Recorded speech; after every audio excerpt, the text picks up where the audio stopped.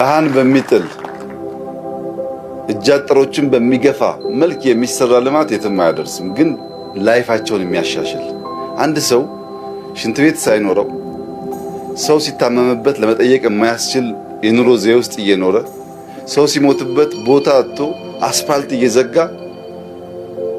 ቆጥ ላይ እየኖረ ያን ነገር ለመቀየር የሚደረግ ጥረት መቃረን ተገቢ አይደለም። በነገራችን ላይ አዲስ አበባ ቤቶች ፈርሰዋል እየተባለ ይነገራል። ይሄን ነገር ከጊዜያዊ ፍላጎት ከስሜት ከፖለቲካ ወጣ ብሎ ማየት ጠቃሚ ነው። ኢትዮጵያን እንስራት።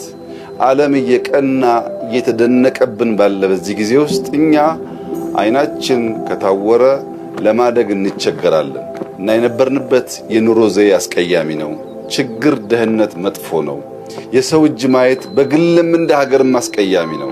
ከዛ ወጥተን ራሳችንን መቻል እንድንችል መተባበር፣ መስራት፣ መትጋት በእጅጉ አስፈላጊ ነው።